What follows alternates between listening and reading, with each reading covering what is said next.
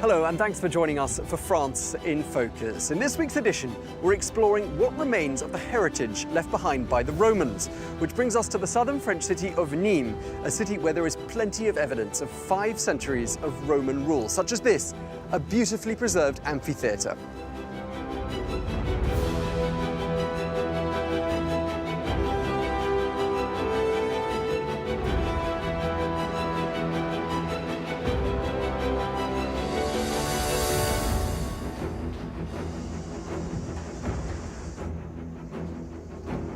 Well, to tell us more about all these ancient cultural remains, I'm joined now by local history expert Daniel Jean Valade. Thank you very much indeed for talking to us. Welcome in Nîmes. Thank you so much.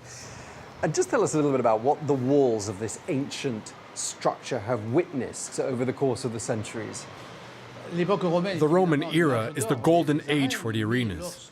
But when the barbarians descended upon Europe around the year 800, and for the next 1,000 years, Nîmes residents took refuge inside the arena. It became a real city, home to 2,000 people, with 2 churches, a political scene. It was Napoleon who decided to clear the monument, that then became once again a place for entertainment. Okay, should we have a look inside the amphitheater itself? Let's go.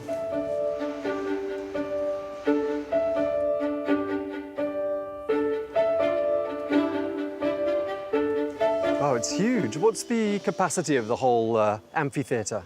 During the Roman era, 20,000 spectators, today 13,000, for security reasons and also because the amphitheater was used as a city, and parts of it were used to build other structures. And it's not just here at the amphitheater, is it? There are lots of other pieces of evidence of the Roman era here in Nîmes.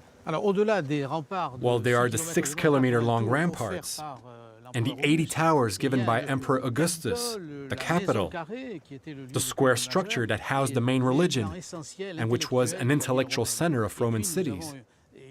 And we also have a Roman water tower. There are 2 Roman water towers still visible today, one in Pompeii and one in Nîmes. The Roman water tower, Castellum Divisiorum, divided waters coming from the Gaul bridge to different neighborhoods in Nîmes. And the city's got a very famous symbol. It's a crocodile, and that dates back to the Roman era as well. What's that about?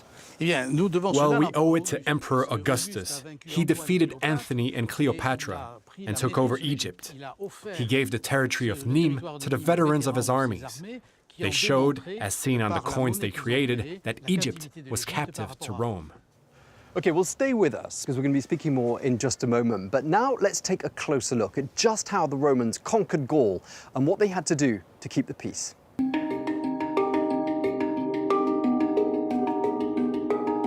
The Gallic Roman Empire went through 3 phases.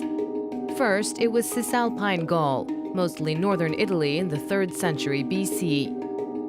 After the Battle of Vandalium in 121 BC, Roman troops took over Gallia Narbonensis in the south of France and the Rhone Valley.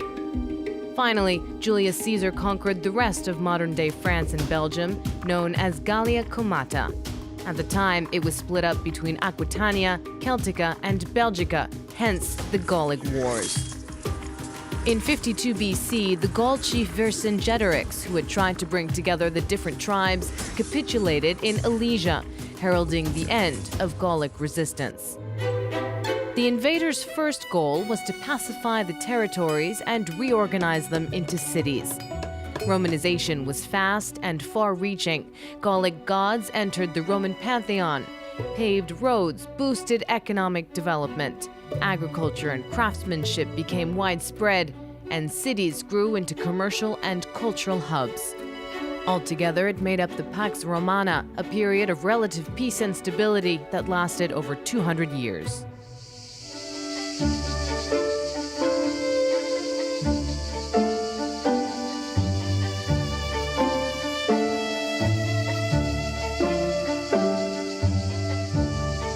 We're now at the site of another monument here in Nîmes, La Tour Magne, which is an 18-meter tall watchtower, which actually dates back to pre-Roman times. Well, I'm here with Historian Daniel Jean Valade, thank you so much for staying with us. What's the significance of this building?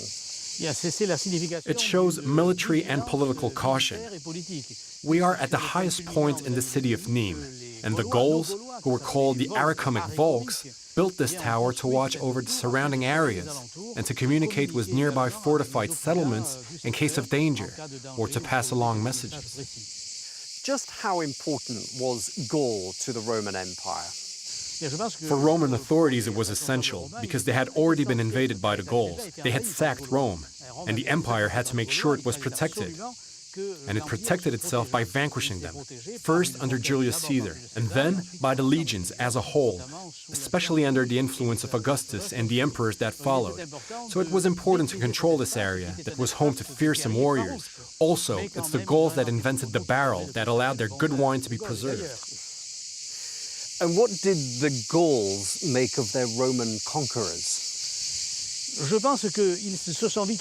think that they quickly realized, especially after the defeat of Vercingetorix, that they couldn't fight against the Roman Empire and win. It's true that the tribes came together, but the Gauls are warriors.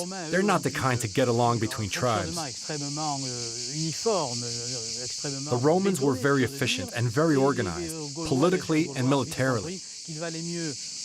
So the Gauls quickly realized that it was in their interest to get along with the Romans, to try to adopt their civilization, to normalize commercial and everyday relations with them. In fact, the Romans believed that when the emperor was respected and revered, then all local religions could be practiced, which was the case in Nîmes. And if we speak to people in France today, do you think they're proud of their Roman heritage? I'd say that we are proud to be Romans, because we're still Gauls. Don't forget, France is filled with very important monuments, but it's also made richer by elements like Roman law. For example, when we know that our law is based on Roman law, that has an intellectual importance. It's something that cannot be disputed.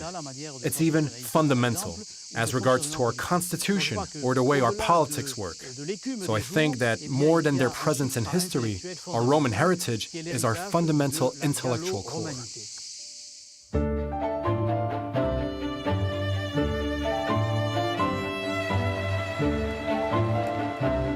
We're going to take you across town now to the Musée de la Romanité, a new museum dedicated entirely to Roman history and civilization, which has just opened its doors, and it's home to a collection of no less than 25,000 pieces.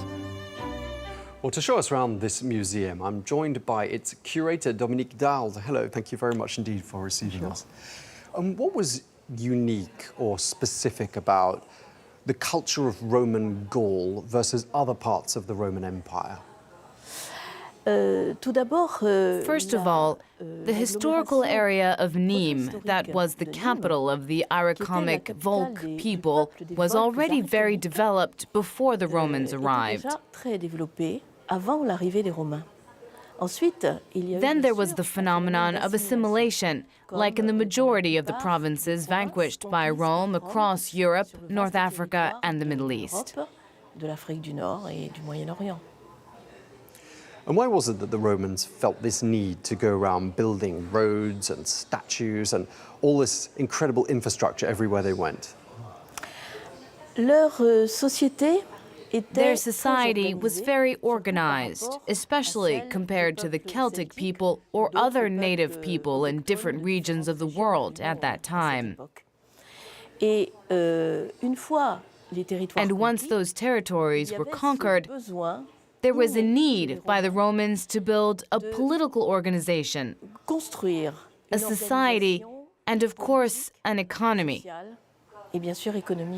An economy that we're still reaping the benefits from today in France and in other European countries. Okay, and lastly, Dominique, is there one thing in this museum that really stands out for you as being particularly close to your heart? First of all, the statues that surround us and Roman statues in general. We also have this very beautiful statue of Neptune that was discovered about a decade ago during an archaeological dig in the city. Can you show us?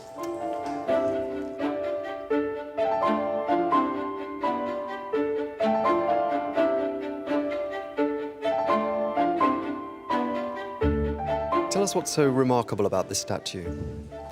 This statue of Neptune was found at the bottom of a basin of this era. It was found during an archaeological dig. It served as a decoration for what's called a statue fountain, which means that its base contained a pipe that brought in water.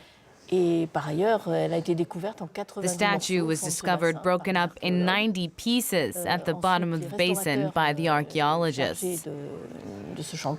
They made 3D images of the pieces, followed by a digital simulation before restoring the statue. Okay, Dominique Dahl, the curator of the Museum of Roman History here in Nîmes, thank you very much indeed.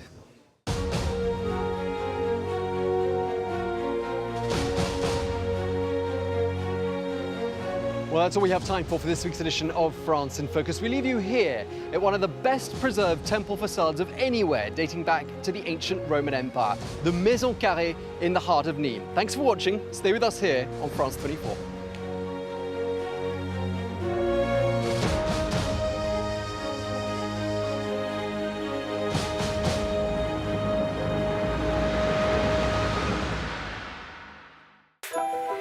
You Are Here, your programme spotlighting French heritage. Versailles, the Louvre, Mont Saint-Michel are well-known stars of French heritage. But French genius and France harbours many other hidden treasures. The arts, gastronomy, architecture, as well as nature's wonders. Come along with France 24, discover France's living heritage. From young apprentices to accomplished craftsmen and farmers, to Michelin star sporting chefs, meet these people whose passion for their professions preserve and drive French heritage. You Are Here on France 24 and France24.com.